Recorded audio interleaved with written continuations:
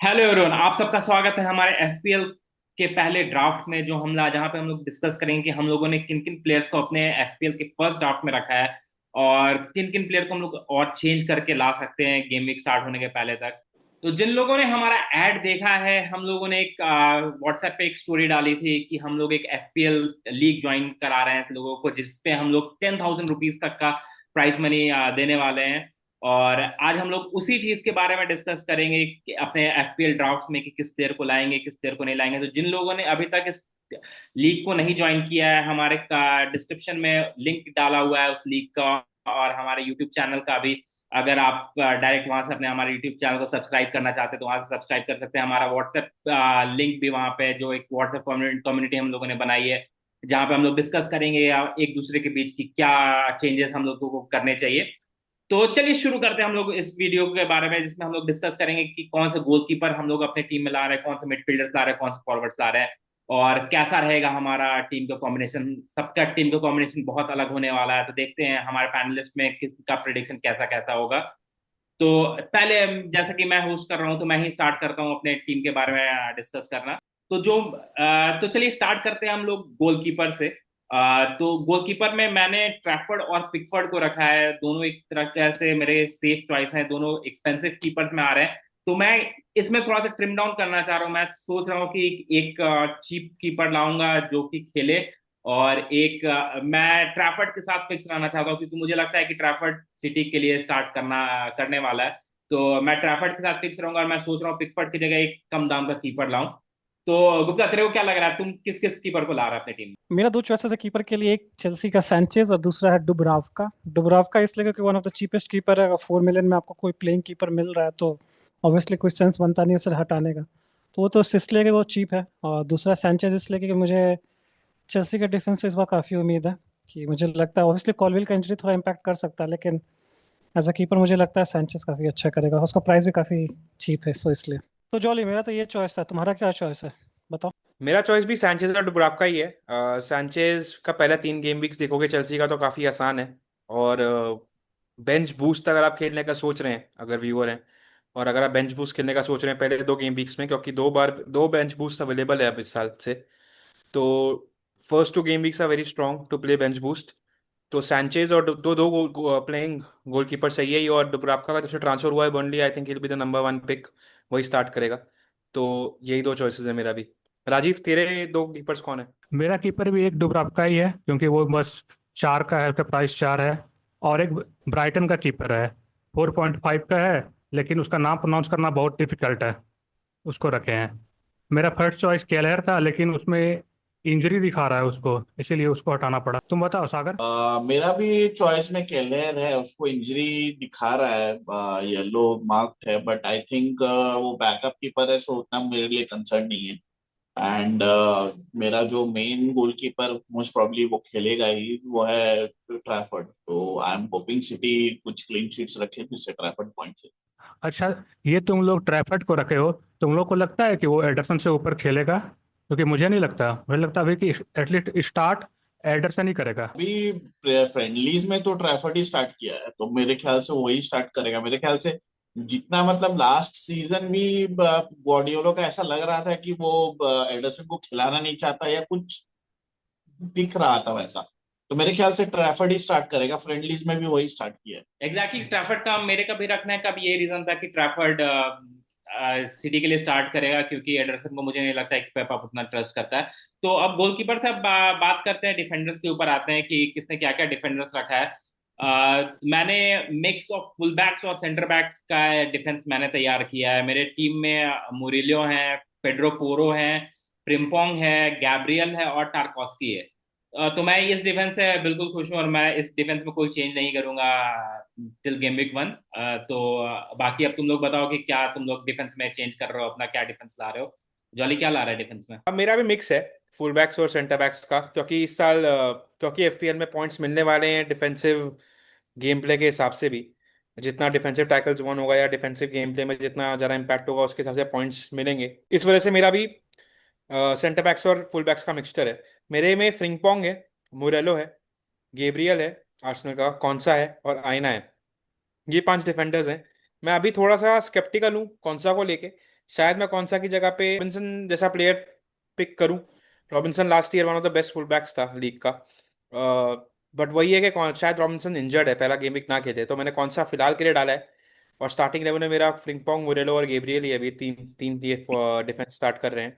But मैं शायद इसमें चेंजेस करूं थोड़े से और कौन सा की जगह पे रॉबिन्सन लाने की कोशिश करूंगा। गुप्ता, तेरे हिसाब से तेरा डिफेंस क्या है, कैसा दिख रहा है, क्या खिलाया तूने? मेरा भी डिफेंस मिक्स्ड बैग ही है, लेकिन मैं अभी भी पूरी तरह से श्योर नहीं हूँ, क्योंकि मुझे अभी भी दो पोजीशन पे अभी भी डाउट है स्पेशली। चलो मैं पहले अपना टीम ही बता देता हूँ। मेरे 5 डिफेंडर है: Gabriel, Pedro Porro, Frimpong, Konsa and Nico Williams. जिसमें मुझे कॉन्सा, निको विलियम्स पे डाउट है, क्योंकि मुझे उनका ऑल्टरनेटिव ढूंढना होगा। मोस्ट प्रॉब्ली कॉन्सा रह सकता है, 4.5 मिलियन का प्लेयर है, लेकिन निको विलियम्स का फिक्सचर ईजी है, लेकिन मुझे नहीं मालूम कैसा टीम खेलेगा नहीं खेलेगा। लेट्स सी, देखते हैं। लेकिन मुझे लगता है बाकी 3 मेरे डिफेंडर मेरे फिक्स ही रहेंगे: गैब्रियल, पेड्रो पोरो और फ्रिम्पोंग। फ्रिम्पोंग से बहुत उम्मीद है। मुझे लगता नहीं कि इस सीजन लिवरपूल बहुत ज्यादा क्लीन शीट रखेगी जैसा उनका प्री सीजन गया है, जितना अटैकिंग वो खेलने की कोशिश करे। लेकिन फ्रिम्पोंग होपफुली अपने अटैक से पॉइंट्स कुछ निकाल के दे दे। देखते हैं आगे क्या होता है। लेकिन मेरा डिफेंस अभी भी फिक्स नहीं है, एटलीस्ट 2 पोजीशन तो फिक्स नहीं है। तो राजीव, मेरा तो पोजीशन ये था, तुम बताओ तुम्हारा क्या है। डिफेंस और गोलकीपर पे ज़्यादा खर्च नहीं किया है, बस एक प्रीमियम डिफेंडर रखा है, वो है गैब्रियल। उसके अलावा सारा डिफेंडर सस्ता है। मेरा स्टार्टिंग डिफेंडर रहेगा टॉटनम का Van de Ven, West Ham का वैन बिसाका और आर्सेनल का गैब्रियल। और बेंच पे दो सस्ता रख लिया है, एक बर्नली का एस्टेवे और एक संडरलैंड का रेनाल्डो। वो दोनों के बारे में कोई आइडिया नहीं है, लेकिन दोनों बहुत सस्ता था। अलावा एक चेंजेस करने का मन है, मैं सोच रहा हूँ एक फुल बैक लाने का गैब्रियल की जगह, क्योंकि पंपोंग को, लेकिन देखता हूँ। सागर तुम? मैंने बहुत खर्च किया है डिफेंडर्स पे। मेरे 5 प्रोबेबली सब टॉप डिफेंडर्स है, जिसमें से 4 मेरे फुल बैक्स है। मैंने रीस जेम्स, लिब्रामेंटो, करकेस, फ्रिंगपोंग ये सब पे खर्च किया है। एंड मैं एक डिफेंसिव सेंटर बैक में मैं गैब्रियल को रख रहा हूँ, बिकॉज आई एम होपिंग कि गैब्रियल वही आर्टेटा के कॉर्नर टैक्टिक्स में बहुत गोल मारेगा। गुप्ता, मेरा एक डाउट है, जैसे तुमने बोला कि निको विलियम्स का तुमको भरोसा नहीं कि निको विलियम्स कैसा खेलेगा न्यू कैसा ये फॉरेस्ट की टीम में। तो फॉरेस्ट लास्ट सीजन भी अच्छा ही खेला था और उसके फुल बैक्स अच्छा परफॉर्म किए थे। निको विलियम्स बहुत ही अच्छा फुल बैक है, जैसा हम लोगों ने लास्ट सीजन भी देखा था, तो शायद तुमने भी देखा होगा निको विलियम्स खेलते हुए लास्ट सीजन। तो तेरे को क्या लगता है कि निको विलियम्स इस सीजन डिटोरिएट कर देगा? क्योंकि मुझे नहीं लग रहा कहीं से कि निको विलियम्स का इंक्लूजन खराब इंक्लूजन था। देखो, डिटोरिएट करने का बात नहीं है, बात ये है कि नॉटिंघम फॉरेस्ट पूरा एज अ टीम जैसा परफॉर्मेंस लास्ट सीजन दिया था, इस सीजन मैं एक्सपेक्ट नहीं कर रहा हूँ उनसे ये परफॉर्मेंस। चूंकि उनकी टीम ऐसा परफॉर्म नहीं करेगी मेरे एज पर मी, तो मुझे नहीं लगता कि उनके डिफेंडर्स भी उस तरह से परफॉर्म करने वाले हैं। जो कि लास्ट सीजन उसने 7th किया था शायद, अगर मैं गलत नहीं हूँ तो। मुझे लगता है इस बार अगर वो टॉप 10 भी कर जाए तो बहुत बड़ी बात होगी। इसलिए मुझे निको विलियम्स ऐसे मैं रख भी सकता हूँ, रखा तो कोई कारण है तभी, लेकिन मुझे अभी भी डाउट है। लेट्स से, देखते हैं फ्राइडे तक क्या होता है। टीम खराब खेलेगी या फिर अच्छा खेलेगी उसके बारे में तो डिस्कशन होगा, बट हम लोगों ने देखा है कि Nottingham Forest as a defensive unit बहुत ज्यादा सॉलिड है। उसके ना तो कोई डिफेंडर गए हैं ना उसका गोलकीपर गया है। तो ये कहीं से कोई सेंस नहीं बनता है कि इनका ये परफॉर्मेंस डिटोरेट होगा। उसका मैनेजर भी वही है, माइंडसेट भी वही है। तो तुम्हारा चॉइस होगा निको विलियम्स को हटाना, बट अपने दर्शकों को मैं तो ये बोलूंगा कि अगर आपने निको विलियम्स रखने का सोचा है तो he is not a bad choice. Nico Williams कई लोग रखना चाह रहे हैं फुल बैक नॉटिंघम फॉरेस्ट का। मेरे हिसाब से Murillo is by far a better option, क्योंकि डिफेंसिवली हमको पता है कि एफपीएल इस बार पॉइंट्स दे रहा है। क्लीन शीट का तो मिलता ही मिलता है, दोनों को सेम ही मिलेगा, लेकिन तुम डिफेंसिव टैकल्स कितने विन कर रहे हो, डुअल्स कितने विन करोगे, उस पर भी पॉइंट्स इस बार मिलने शुरू होने वाले हैं। इसलिए अगर आप पॉइंट नहीं फाइव तो ज्यादा खर्च करते हो जॉनी, तो उसका तो फायदा मुरेलो। एज अ फुल बैक को भी होगा। अगर सेंटर बैक डिफेंडिंग टैकल्स मार रहा है तो फुल बैक को भी पॉइंट मिल रहा है। नहीं, अगर लास्ट ईयर के स्टैट्स चेक करोगे तो one of the best centre backs पूरी प्रीमियर लीग का था डुअल्स वन में, और या फिर बॉल रिटेन या फिर बॉल वापस से जीतने में वो मुरेलो था। तो मुरेलो और 5.5 का ही है, बहुत महंगा नहीं है। इसी में इसलिए बहुत लोग वैन डाइक भी रखेंगे जो 6.0 का है, मतलब 6 का है। लेकिन वैन डाइक का वही इशू है कि शायद लिवरपूल गोल्स कंसीड करेगा, और नॉटिंघम फॉरेस्ट को हम देखते आ रहे हैं कि नहीं कंसीड कर रहा है गोल्स। लास्ट सीजन भी ज़्यादा गोल्स कंसीड नहीं किए थे, क्लीन शीट रखने में ज़्यादा फोकस रखता है। तो मुरेलो मेरे हिसाब से फाइन खाली 0.5, और वैन डाइक से सस्ता भी है, 5.5 का है। तो मुरेलो मेरे हिसाब से हैंड्स डाउन नंबर 1 पिक होना चाहिए अगर सेंटर बैक प्रॉपर देख रहे हो गैब्रियल के साथ? मेरे ख्याल से ये पॉइंट सिस्टम जो चेंजेस आया है, I am not really sure कि ये काम करेगा, क्योंकि अब तो ये मोर फुल बैक्स को फेवर कर रहा है, क्योंकि अगर सेंटर बैक्स भी टैकल कर रहे हैं तो वो सिर्फ सेंटर बैक्स को पॉइंट नहीं मिल रहा है, वो पूरे डिफेंस को पॉइंट्स दे रहा है। तो फायदा ही क्या हो रहा है सेंटर बैक का? बस वो खाली यूकी डिफेंसिव टैकल कर रहा है, क्योंकि असिस्ट और गोल स्कोर करने का चांसेस फुल बैक्स के ही ज्यादा है। तो I am not really sure कि ये पॉइंट्स जो नया सिस्टम है ये वर्क कर रहा है। मगर नॉटिंघम फॉरेस्ट का फुल बैक रखने का पॉइंट मेरे को समझ में अभी भी नहीं आ रहा ना, क्योंकि नॉटिंघम फॉरेस्ट इतना ज़्यादा अग्रेसिव नहीं है, अटैक मतलब अटैकिंग नहीं है, फुल बैक्स इतना अटैकिंग नहीं खेलेंगे।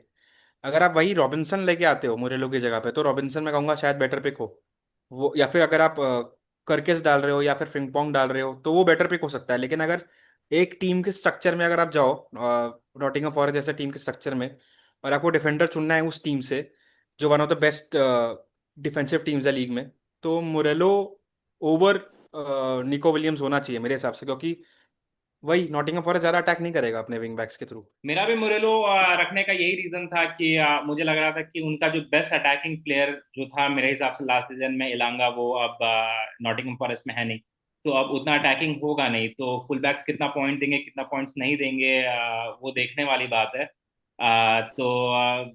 इस कारण से मैंने मुरेलो को रखा था। देखो नेको विलियम्स ऑब्वियसली पिछले सीजन बहुत अच्छा किया था, लेकिन तुम लोग सबको ही भूल रहे हो कि एक और डिफेंडर को रख सकते हो जो कि अच्छा कर सकता है, गवार्डियोल, मैन सिटी का। उस पे मेरी काफी पैनी नजर है। अगर मुझे प्रेस कॉन्फ्रेंस का इंतजार है, देखते हैं गवार्डियोल कैसा खेलता है, क्योंकि अल्ट नूरी के आने के बाद मे भी कुछ चेंजेस हो सकता है, बैक फोर बैक थ्री देखते हैं क्या खेलता है। लेकिन मेरा उस पर नजर है, इसलिए अगर मुझे कुछ चेंजेस करना रहा तो मुझे गवार्डियोल की तरफ जाने में ज्यादा झुकाव है। गुप्ता गुप्ता ग्वार्डियोल क्यों रखेगा? वो मोस्टली सेंटर बैक की तरह खेलेगा। उससे अच्छा तुम, वो सिक्स का है, उससे अच्छा तुम फ्रिम्पोंग या करकेस नहीं रख सकता है। देखो मेरे पास फ्रिम्पोंग ऑलरेडी है, एक टीम से दो करकेज रख के दो रखना कोई फायदा है? जैसा कि मैंने पहले ही बोला कि मुझे नहीं लगता लिवरपूल इस सीजन बहुत ज्यादा क्लीन शीट रखने वाली है। और गवार्डियोल का अटैकिंग आउटपुट काफी अच्छा था पिछले साल गुप्ता गुप्ता साहब, तुम स्टैट्स देख के तुम स्टैट्स पे जा रहे हो, तुम ये बात को नहीं ध्यान रख रहे हो कि लास्ट सीजन गवार्डियोल लेफ्ट बैक खेल रहा था प्रॉपर, इस साल वो लेफ्ट बैक नहीं खेलेगा, तो इस चीज को अपने व्यूअर्स को बताना मत भूलो कि वो अब सेंटर बैक खेलेगा। तो तो मैं भी तो वही बोल रहा हूँ कि आउटलेट प्रेस सेंटर कॉन्फ्रेंस का बैक भी इंतजार उतना रहेगा, नहीं होगा, देखते हैं सेंटर बैक उतना रन नहीं लेगा वो।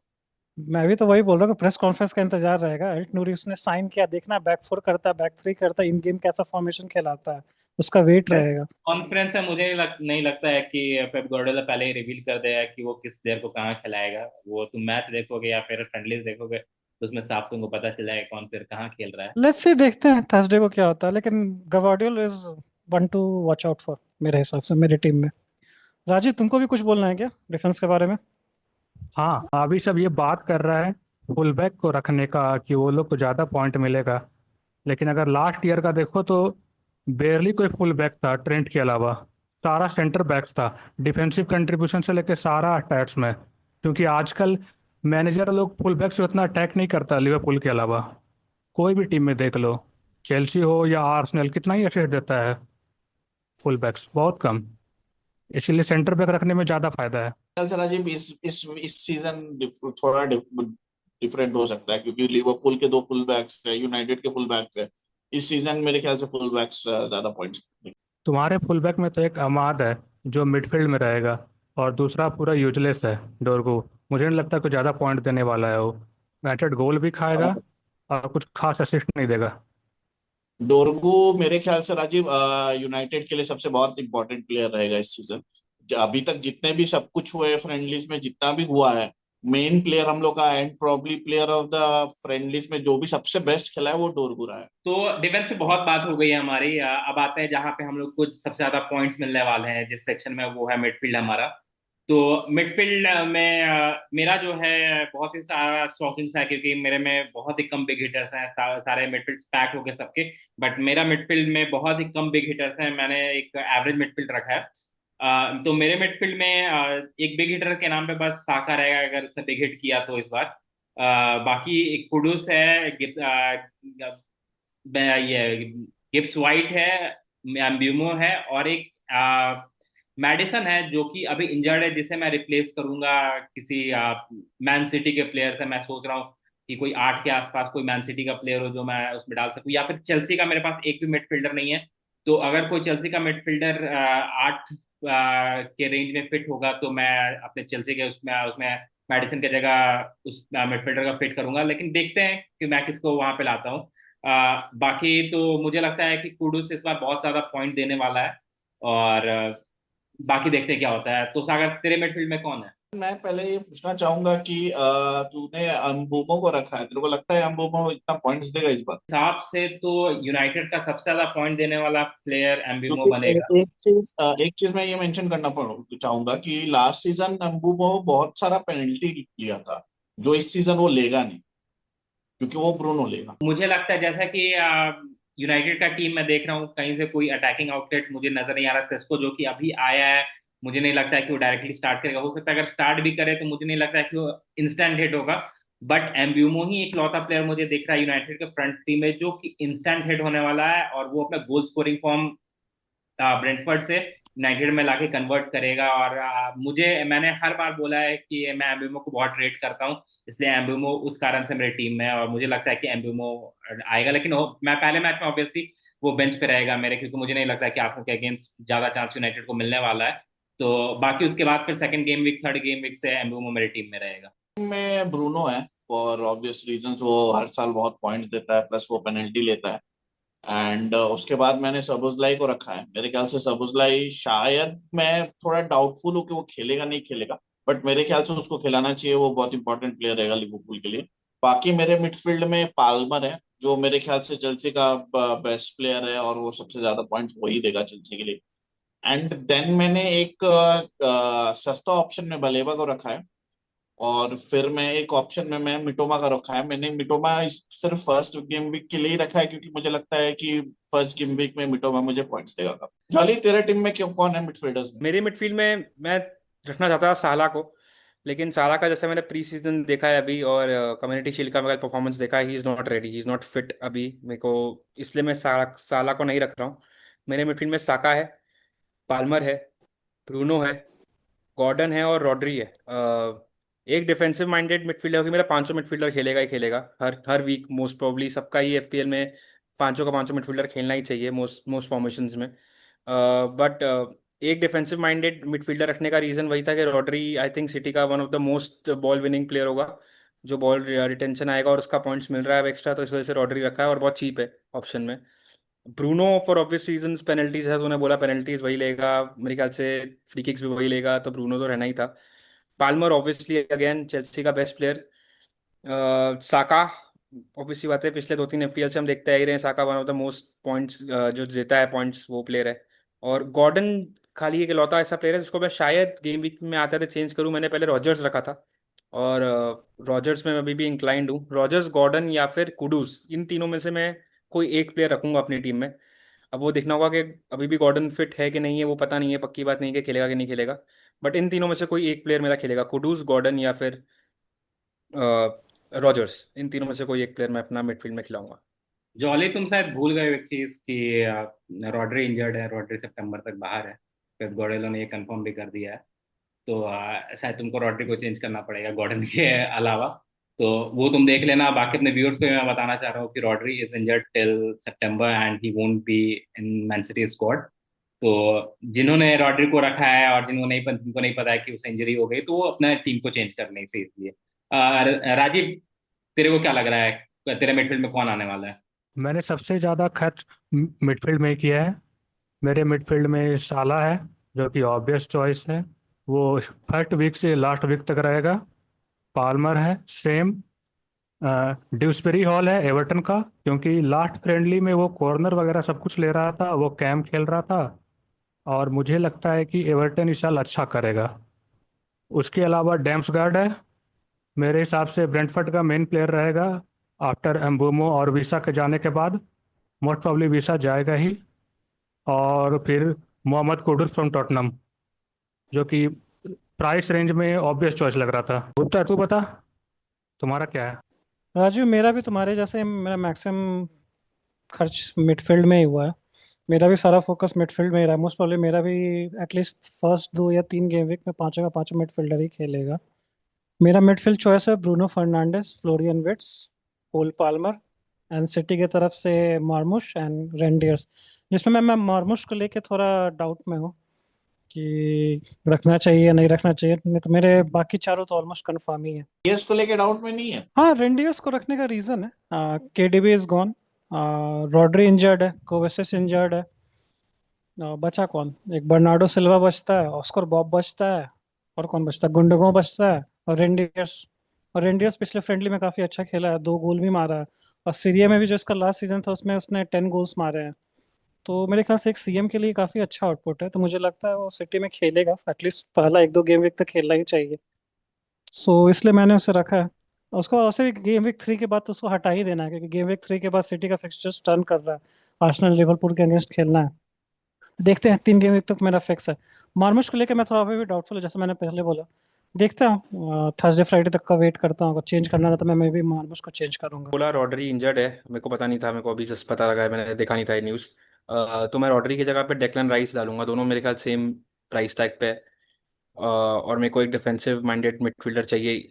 भले ही लिवर आर्सेनल का जो पहला 3 फिक्सचर है काफ़ी टफ है, यूनाइटेड अवे, फिर तीसरा गेम वीक मेरे ख्याल से लिवरपूल अवे है। बट डेक्लन राइस जब तक कि रॉड्री फिट नहीं हो जाता, क्योंकि कॉर्नर्स मेरे ख्याल से अभी भी डेक्लन राइस ही ले रहा है ना सुशांत। मैं इसको एक साइड से कॉर्नर डेक्लन राइस ही लेगा, एक साइड से साका लेगा, एक साइड से डेक्लन राइस लेगा, तो हाँ। तो मेरा भी चॉइस पिक में डेक्लन राइस ही आएगा रॉड्री की जगह पे। फिर से हम लोग आते हैं, आगे बढ़ते हैं फॉरवर्ड्स की तरफ, द मोस्ट अट्रैक्टेड फील्ड। तो फॉरवर्ड्स में मैंने दोनों मतलब एक टाइप से मेरा सारा फॉरवर्ड्स लंदन का ही है। तो मेरा जो मेन स्टार्टिंग फॉरवर्ड है वो है योकेरेस और जाओ पेड्रो फ्रेंडलीज में बहुत ही अच्छा परफॉर्म किया चेल्सी के लिए। और पहले तो मुझे लग रहा था कि डेलप स्टार्ट करेगा, लेकिन जाओ पेड्रो के आने के बाद अब मुझे नहीं लगता है कि जाओ पेड्रो को टीम से वो रिप्लेस कर पाएगा डेलप। तो मेरे हिसाब से तो जाओ पेड्रो आ रहा, और योकेरेस मुझे लगता है कि he will be the top scorer this season in the Premier League. तो मुझे नहीं लगता है कि उसको हटाना कहीं से भी सेंस बन रहा है।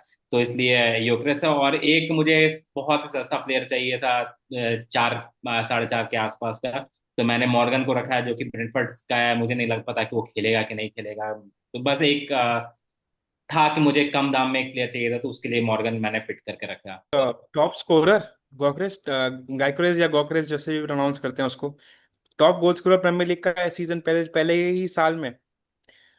काफी अस्टॉनिशिंग है ये फैक्ट, बट मेरे को लगता नहीं हालैंड जिस लीग में है उस लीग में तुम गाइक्रेस का अगर बोल रहे हो कि टॉप स्कोरर रहेगा तो। मेरा याददाश्त सही है तो लास्ट सीजन भी हालैंड टॉप स्कोरर नहीं था, लास्ट सीजन सलाह टॉप स्कोरर था। तो ये हालैंड के लीग में रहते हुए भी दूसरा प्लेयर टॉप स्कोरर बन सकता है, और मुझे पूरा उम्मीद है कि इस बार यूक्रेस टॉप स्कोर करेगा। एंड मैं ये भी बोलूंगा कि अगर किसी को आर्सेनल का कोई प्लेयर लाना है तो मार्टिन ओडेगार्ड बहुत अच्छा ऑप्शन होने वाला है इस बार। मेरे टीम में नहीं है, मेरी टीम में जगह नहीं है अभी उसका। हो सकता है कि गेम वीक 3-4 के बाद मार्टिन ओडेगार्ड को मैं अपनी टीम में लेते आऊँ। बट हाँ, मार्टिन ओडेगार्ड मेरी टीम में आने वाला है, तो आर्सेनल के, लेकिन वही बात हो जा रही है कि मैं अपने किस आर्सेनल प्लेयर को हटाऊंगा, गैब्रियल को हटा नहीं सकता हूँ। तो साका या फिर मार्टिन ओडेगार्ड में से कोई एक खेलेगा मेरे गेम वीक 3 के बाद से। तो ये था मेरा पिक। जॉली, तेरे को क्या लग रहा है, कौन तुम्हारी टीम में आ रहा है? पेड्रो तो मेरी टीम में भी है, हैंड्स डाउन मेरे ख्याल से चेल्सी का बेस्ट अटैकर होने वाला है सीजन। पार्मर ऑब्वियसली बात है, मिडफील्ड में अगर मैं काउंट करूँ तो बहुत अच्छा प्री सीजन रहा है, बहुत अच्छा क्लब वर्ल्ड कप रहा है। तो नो ब्रेनर था जो पेड्रो मेरे लिए। और दूसरा जो स्ट्राइकर मैंने रखा है वो लिवरपूल का एकिटेक है। मैंने कम्युनिटी शील्ड में उसका परफॉर्मेंस देखा, और जैसा लिवरपूल अटैकिंग खेल रहा है और जैसा वो खेला, जैसा उसने गोल मारा है, मेरे हिसाब से will be a wonderful pick. Again price range वही है, जॉ पेड्रो वाला सेम है, 7.5 के आसपास का ये दोनों स्ट्राइकर्स। तो एकिटेके मेरी टीम में है, और मोस्ट प्रॉब्ली मेरा कैप्टन भी रहेगा पहले गेम वीक में, बॉर्नमouth के साथ घर पे मैच है। बेंच पे मेरे लिए Marc Guiu, former Barca player, now Chelsea player on loan. 4.5 में उससे बेटर ऑप्शन मेरे को कोई दिख नहीं रहा था, तो उसको मैंने रखा है बेंच पे, और बेंच बूस्ट इस साल 2 है। तो ऐसा प्लेयर हमें रखना ही पड़ेगा जो शायद स्टार्ट करे। तो मार्क गोयू मेरा तीसरा स्ट्राइकर है। Gupta, what about you, what strikers have you picked? To be honest, striker को लेकर मैं काफी कंफ्यूज्ड हूँ, किसी भी टीम का मुझे क्या, तुम किसी को नहीं मालूम है कि कौन खेलेगा कौन नहीं खेलेगा। आर्सेनल ने नया स्ट्राइकर साइन किया है, न्यू कैसल का इस सिनेरियो क्या चल रहा है सबको मालूम ही है। स्पर्स का मतलब एटलीस्ट FPL वेबसाइट तुम्हारा इंजर्ड ही दिखला रहा है सोलंके। यूनाइटेड में भी नया स्ट्राइकर आया तो क्या होगा, कैसे खेलेगा नहीं मालूम। एंड लिवरपूल में भी स्ट्राइकर नया ही आया है, किटिक है। तो सारी बड़ी टीमों में कुछ ना कुछ खराबी हालत चल रहा है। और रहा सवाल हालैंड का, भाई 14 मिलियन बहुत होता है। लास्ट सीजन ऑब्वियसली उतना मतलब अच्छा परफॉर्म किया था, लेकिन 14 मिलियन बहुत ज्यादा होता है। सो कह नहीं सकते। तो इसलिए मैंने तीन काफी सस्ते और काफी सेफ पिक्स लिए हैं, जिसमें से पहला jaw Pedro. Obviously I am on his hype train. जैसा उसने परफॉर्म किया वर्ल्ड कप में, क्लब वर्ल्ड कप में, और जैसा उसने प्री सीजन में परफॉर्म किया, देख के तो लग रहा है अच्छा खेलेगा। लेकिन कहीं ना कहीं एक डर भी है कि नया प्लेयर है, मे बी डेलाप को चांस मिलेगा, मे बी इसको मिलेगा। देखते हैं क्या होता है। लेकिन करंटली तो ये मेरे टीम में रहेगा ही रहेगा। और दूसरा जो कि ऑब्वियसली गैम्बल है, और हमेशा की तरह चेंज के लिए ओपन हूँ, वीसा है। क्योंकि ब्रेडफोर्ड गोल्ड मारता है अगर वो टीम में रहा। लेकिन वही बात है कि रहेगा कि नहीं रहेगा, कोई फिक्स नहीं है ट्रांसफर में। अगर वो रहा तो वो ऑब्वियसली मेरी टीम में रहेगा, और ब्रेडफोर्ड में रहा तो ट्रांसफर हो गया तो बात अलग है। और तीसरा मैंने एक ऐसे ही पिक करना था, तो मैंने बॉर्नमथ के इवालसन को पिक किया। फर्स्ट गेम वीक तो ऑब्वियसली वो बेंच पे रहेगा, कोई सेंस ही नहीं बनाता है लिवरपूल के अगेंस्ट खिलाने का। सेकंड गेम वीक उसका वुल्स के अगेंस्ट है, तो वुल्स थोड़ा कमजोर है, तो मैं भी वो गेम वीक 2 में मैं उसे रख सकता हूँ। लेकिन अगर मुझे अभी भी डाउट इस बात का है कि मैं इतने फॉरवर्ड लाइन के साथ अपार्ट फ्रॉम जाओ पेड्रो किसी के साथ जाऊंगा या नहीं जाऊंगा, मैं ये भी कर सकता हूँ कि इन सब में सबको डाउनग्रेड करके मैं एक ही स्ट्राइकर रखूँ, और जो पैसा बचता है उससे मैं भी सलाह पे अपग्रेड कर लूँ मार्मुश को। देखता हूँ, क्योंकि मुझे इस साल मतलब एटलीस्ट पहला 2 गेम वीक तक मुझे लग रहा है स्ट्राइकर सिचुएशन काफी मिक्स बैग रहने वाला। कौन खेलेगा कौन नहीं खेलेगा कोई नहीं जानता है। तो देखते हैं। गुप्ता, तुम्हारे एक इस कमेंट से मैं इस बार फिर से वो करना चाहूंगा कि मुझे नहीं लग रहा है कि तुम्हारा एक और कमेंट सही है इवान लिसन के बारे में, कि लिवरपूल के अगेंस्ट उससे नहीं खिलाना चाहिए। क्योंकि लास्ट सीजन अगर तुमने ध्यान दिया होगा, ध्यान से अगर बॉर्नमथ के मैच देखे होंगे, तो तुमने ये देखा होगा कि इवान लिसन हर बिग मैच में हर बिग मैच में वो गोल मारा है। और बॉर्नमथ का बहुत ही अच्छा अटैकिंग आउटलेट, और काउंटर पे बहुत अच्छा गोल मारता है वो। बॉर्नमथ काउंटर पे बहुत गोल मारती है, और इवान लेसन उन लोग का मेन आउटपुट रहता है। पिछले बार के साथ उसने लिवरपूल के अगेंस्ट भी गोल मारा था, आर्सेनल को भी काउंटर पे गोल मारा था। तो इवान लेसन को लिवरपूल के अगेंस्ट नहीं खिलाना, ठीक है तुम्हारा पर्सनल चॉइस होगा, लेकिन लोग बेट ले सकते हैं। अगर इवान लेसन टीम में है तो आप बेट लेके उसे खिला सकते हैं। लेकिन ठीक है, तुम्हारे पास एकीटिके और जाओ पेड्रो है, तो उसके ऊपर इवान लेसन को नहीं खिलाना है तो ना खिलाओ। बट अगर आपके पास इवान लेसन एज ए मेन स्ट्राइकर, तो आप जरूर उसको खिला सकते हैं लिवरपूल के अगेंस्ट में भी। गुप्ता, तुझसे मैं ये पूछना चाहता हूँ कि क्या तू अपना गेम वीक 1 में बेंच बूस्ट खिला रहा है? नो वे भाई, कोई चांस नहीं है। कोई भी सीरियस मैनेजर, मैं अपने तरफ से बोल रहा हूँ, अपने चिप्स बचा के रखे लास्ट के लिए। असली गेम लास्ट में होता है, शुरू में अब आगे जाके कोई फायदा नहीं है। नहीं, लेकिन इसलिए अगर इनको नहीं तूने लगता है नोटिस कि किया हो अगर तूने नोटिस किया हो तो इस बार 2 बेंच बूस्ट हैं, और तेरा जनवरी दिसंबर एंड तक ही खाली पहला बेंच बूस्ट, जो पहला बेंच बूस्ट है खाली दिसंबर एंड तक ही है। जॉली उसके विल, उसने अपने सारे पूरे 11 में 8 प्लेयर को बोल दिया श्योर नहीं है, तो बेंच पुश क्या खेलेगा। हाँ वही बात है, गेम वीक 1 है यार। मतलब कोई कैसे खेले तुम इतना श्योर नहीं हो सकते किसी टीम के गुप्ता, फॉर्म श्योर ऑफ। की बात, बट इसमें मेरे मैं हिसाब से भी इसमें मैं इसमें मैं खाली बेंच काउंटर बूस्ट देना चाहता खेलने का हूँ एक मेरा ये कहना है कि बेंच बूस्ट शायद पहला वीक में खेलना ज्यादा फायदेमंद है। क्योंकि पहला गेम वीक बहुत प्लेयर एक्स्ट्राऑर्डिनरी परफॉर्म करते हैं। तुम्हारे पास जो नॉर्मली टीम बनाती है वो बनाते हैं पहला 15 जो स्टार्ट करेंगे उस हिसाब से देख के बनाते हैं। तो बेंच बूस्ट खेला जा सकता है पहला गेम वीक में, ऐसा नहीं है कि बेंच बूस्ट खेलना और बेवकूफी है। मैं और इस पे मैं एक और चीज ऐड करना चाहता हूँ गुप्ता। जो ट्विटर अकाउंट से तुम देख के टीम बनाओगे, वो ट्विटर अकाउंट तो मैं पहले गेम वीक में बेंच बूस्ट खेलने को बोलेगा, I can guarantee you this. मैं तो हमेशा ट्रेडिशनल तरीके से खेलता हूँ। मैं सारे अपने पत्ते लास्ट में खेलना पसंद करता हूँ। तो मुझे नहीं लगता पहले गेम बूस्ट खेल के रैंक लीड करके कोई फायदा है। तो मैं हमेशा अपने, जब तक मैं बचा सकता हूँ अपने सारे चिप्स को बचा के रखूंगा। मेरा तो ये स्ट्रेटेजी रहता है हर साल। राजीव, तेरा क्या स्ट्रेटेजी और तेरा क्या चॉइस है फॉरवर्ड प्लेयर्स को लेके? मेरा सबसे मेन फॉरवर्ड हालैंड है, मोस्ट एक्सपेंसिव प्लेयर, लेकिन फिर भी इजीली 25-30 गोल वो मार देता है हर साल, तो रखना ऑब्वियस लग रहा था। एक जॉ पेड्रो है, और सस्ता में रखना था तो एक्स ला मासिया, एक्स चेल्सी, मार्क गोई है, जो कि अच्छा प्लेयर है। सस्ता मुझसे बेटर कोई ऑप्शन नहीं दिखा। राजीव, तुमने बोला कि तुमने सलाह भी रखा है, जो किसी को तुम बोले कि फर्स्ट से लेकर लास्ट तक रहेगा। तुमने हालैंड भी रखा है। मेरे ख्याल से पूरे हम लोग के जितने ग्रुप के साथ तुम ही इकलौता हो जिसने 2 प्लेयर्स पे ऑलमोस्ट 28 पॉइंट, ऑलमोस्ट क्या एग्जैक्टली 28.5 मिलियन खर्च किया है। तो तुम्हें लगता है कि 28.5 मिलियन सिर्फ 2 प्लेयर्स पे खर्च करना, क्या मतलब ये तुम्हारा शॉर्ट टर्म स्ट्रेटेजी है कि ये भी तुम्हारा फर्स्ट गेम से लास्ट भी गेम तक रहेगा? मतलब क्या है, मतलब ये तो काफी ज्यादा पैसा तुमको नहीं लग रहा 2 प्लेयर पे इतना रखना? नहीं, ये दोनों प्लेयर फर्स्ट वीक से लास्ट वीक रहेगा, और पाल्मर भी। ये 3 फिक्स है, और कैप्टनशिप भी यही तीनों में रोटेट होगा हर वीक। इंटरेस्टिंग। ऑलमोस्ट तुम्हारा 38-39 मिलियन फिक्स है 100 मिलियन में। देखते हैं क्या जाता है। ये भी एक स्ट्रेटेजी हो सकती है, सेफ एंड सिंपल बेट्स। कभी कभी सिंपल भी जीतता है, देखते हैं क्या होता है। राजीव और मेरा टैक्टिक्स एकदम अपोजिट है। राजीव ने जहाँ सारे बिग हिटर्स, अपने जो 3 बिग हिटर्स हैं उसको राजीव ने रखा, और मेरे टीम में देखा जाए तो कोई बिग हिटर्स नहीं है। तो मेरा और राजीव का टैक्टिक्स अगर देखा जाए तो दोनों मिरर टैक्टिक्स है एकदम। तो देखते हैं किसका टैक्टिक्स ज्यादा ऊपर रहता है, बट मेरे को नहीं लगता है कि 3 बिग हिटर्स टीम में रखने चाहिए, इसलिए मैंने नहीं रखा है। मेरी टीम में तो एक्चुअली एक भी बिग हिटर्स नहीं है। सबसे महंगा प्लेयर है वो साका है। तो मुझे कहीं से समय सेंस नहीं बनता है कि तीनों बिग हिटर्स आप रख लो, 3 प्लेयर पे 30-40 मिलियन, 30-40 जो भी मिलियन है वो खर्च कर दो। तुम ज़्यादा पैसा गोलकीपर और डिफेंस में खर्च किया है, हम उसमें खर्च नहीं किए हैं, डिफेंस और गोलकीपर में। और डिफेंस गोलकीपर में देखना मोर और लेस सेम पॉइंट रहेगा हम दोनों का। मैंने तो अपने वीडियो के स्टार्टिंग में बोला कि गोलकीपर पे मैंने ज्यादा स्पेंड किया, और मैं उसे ट्राई करूंगा कि कम करूँ गेम वीक पहले 1 आने तक। ट्रैफर्ड मेरी टीम में रहेगा। अगर बाई चांस किसी तरह मुझे ये पता चलता है कि ट्रैफर्ड की जगह एडरसन स्टार्ट कर रहा है तो वो चेंज होगा। एक बहुत इंपॉर्टेंट चीज़ है जो शायद हम लोग को फोर्स ही करनी चाहिए, जो हमने अभी तक नहीं की है। अगर रॉड्रिगो टू मैन सिटी हो जाता है तो मैं भी अपने टीम में हालैंड लेके आना चाहूँगा, क्योंकि रॉड्रिगो जैसा प्लेयर अगर मैन सिटी ऐड करता है अपने स्क्वाड में, आज हमने देखा सवीनियो का रूमर आ रहा है बहुत ज़्यादा स्पर्स के साथ, तो अगर रॉड्रिगो जैसा प्लेयर ऐड होता है तो मेरे हिसाब से हालैंड जैसा प्लेयर ऐड हो सकता है। हालैंड लास्ट सीजन इंजर्ड था, सुशांत का मैं काउंटर देना चाहूँ तो सुशांत ने कहा था कि साका ने ज़्यादा गोल मारे थे, हालैंड ने काफ़ी मैचेस मिस किए थे बीच में।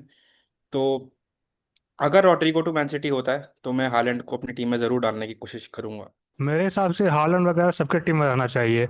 आजकल एफपीएल भी वोक हो गया है बहुत, सब सस्ता प्लेयर खोज रहा है। पहले वो सही था, सभी को रखता था, साला, हजार्ड, एगुएरो सभी के टीम में रहता था। आज देखो, सब सस्ता में खोज रहा है। मैं इस बात से डिसएग्री करूंगा कि हालैंड सबके टीम में होना चाहिए। मैं तो ये यहाँ तक ये बोल रहा हूँ कि हालैंड मेरी टीम में गेम वीक 1 से लेकर 38 तक में किसी गेम वीक में नहीं आने वाला है। मैं हालैंड को अपनी टीम में लाऊंगा ही नहीं, क्योंकि मुझे नहीं लगता है कि 14 मिलियन का प्लेयर टीम में रखना चाहिए ना। इसलिए इस साल मैंने ये सोचा है, तो ना इस साल मेरी टीम में सलाह आएगा और ना ही हालैंड मेरी टीम में। दोनों में से कोई भी पूरे गेम वीक में नहीं आएगा। देखता हूँ मैं कहाँ फिनिश करता हूँ ये टैक्टिक्स लेके। तेरा रह गया है। तुमने क्या क्या फॉरवर्ड अपने में रखा है? क्या सेस्को है तुम्हारे में? एज यूजुअल जो सबने रखा है, पेड्रो रखा है मैंने। और मैं एक यूजुअली कुछ सीजन से देख रहा हूँ कि वेलबैक हमेशा अच्छा करता है। उस रेंज के उस पे वेलबैक, और उसके गेम्स भी अभी बहुत इजी है, तो मैंने उसको रखा है।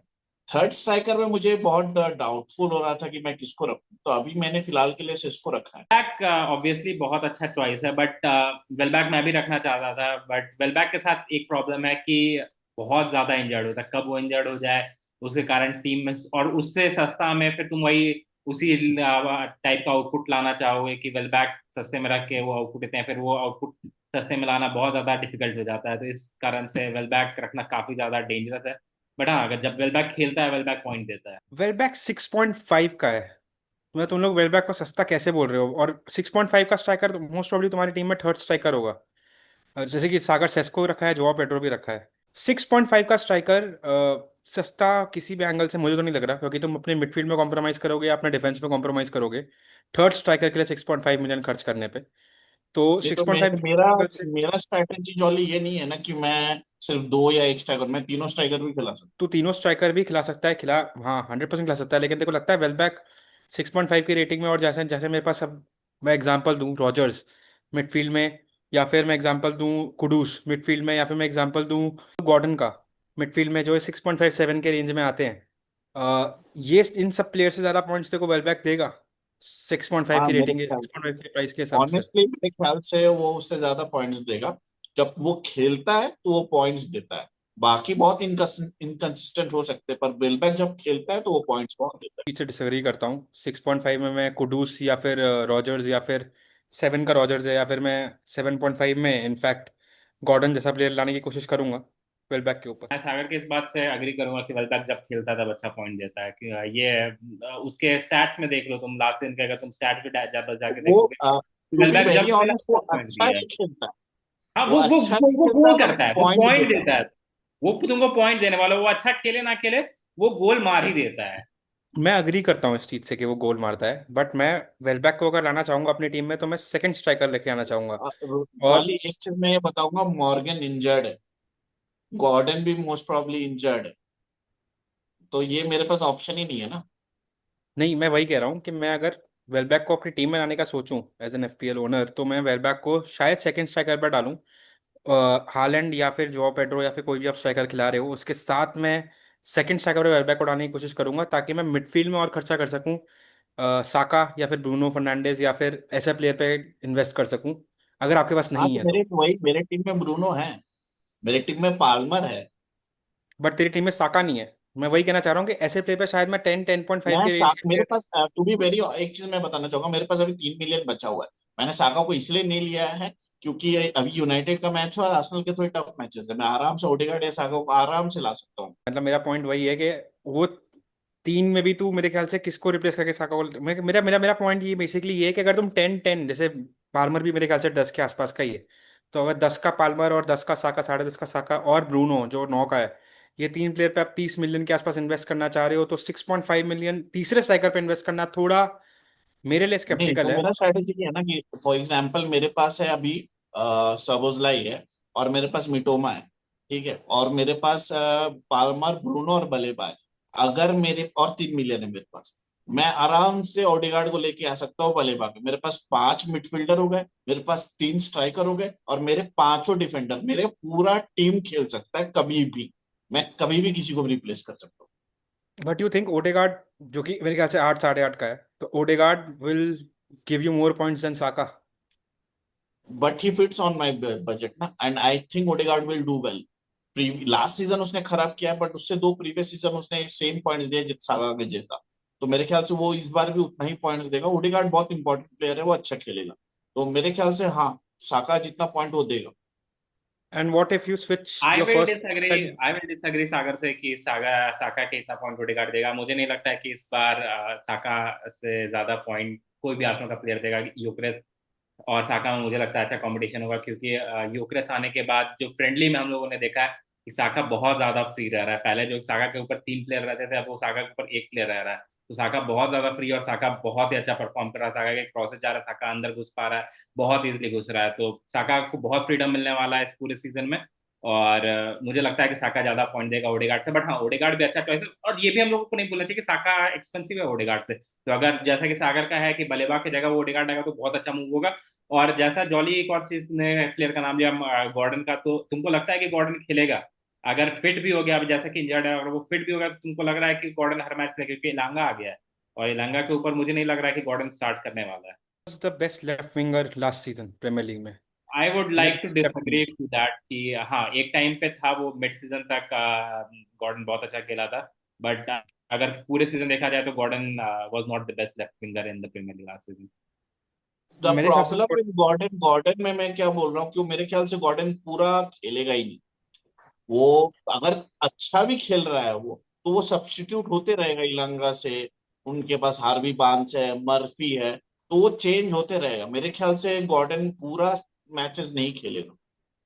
नहीं, गॉर्डन तो मैं खाली एग्जांपल दे रहा था, उसमें मैंने 3 प्लेयर के नाम और लिए थे। गॉर्डन है, कुडूस है, रॉजर्स है। रॉजर्स तो बेटर ऑप्शन है ही ना।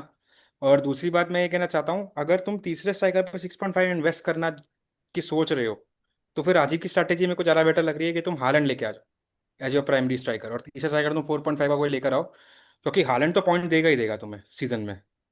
तो वो स्ट्रैटेजी भी ज़्यादा बेटर है उस हिसाब से। तो नहीं तीन तो स्ट्राइकर सॉलिड, फिर वो हालैंड। मेरा स्ट्रैटेजी है कि मेरे 15 प्लेयर में कि मैं किसी को भी खिला सकूं। मैं हालैंड और साला लेके आऊंगा तो मैं बन सकता हूँ, फिर मैं मेरे पास ऑप्शन ही नहीं रहेगा। तो ये हमारा टीम्स था, और हमारे अलग अलग टैक्टिक्स थे। किसी का भी टैक्टिक्स आप लोग को सेम नहीं दिखा होगा कि किसी एक मैनेजर का टैक्टिक्स सेम था, सबके अलग अलग टैक्टिक्स थे। तो आप क्या टैक्टिक्स लगाना चाहेंगे? आप अपनी टीम्स हमें जरूर बताएं कि आप कौन सी टीम रखने वाले हैं। और ये आप बता सकते हैं हमारे व्हाट्सएप कम्युनिटी पे, जिसका लिंक हमारे डिस्क्रिप्शन में दिया हुआ है। और हमारा लीग भी ज्वाइन करें, वो भी डिस्क्रिप्शन में लिंक दिया हुआ है। लिंक्स जाके हमारा टीम हमारा लीग ज्वाइन करें, और 10,000 रुपए तक जीतने का आपके पास मौका। मैं फिर से रिपीट कर रहा हूँ कि 10,000 तक आप बिना कुछ इन्वेस्टमेंट के एंट्री बिल्कुल फ्री है और बिना कुछ इन्वेस्टमेंट के आप 10,000 रुपए तक जीत सकते हैं बस एफपीएल में अपना जौहर दिखा के।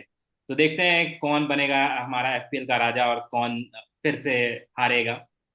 तो और भी हमें इंटरेस्टिंग वीडियो देखने के लिए हमें फॉलो करें, लाइक करें, सब्सक्राइब करें और हमें ढेर सारा प्यार देते रहें और हम इसी तरह से नए वीडियो के साथ आपके पास आते रहेंगे। तो तब तक के लिए गुड नाइट, बाय बाय।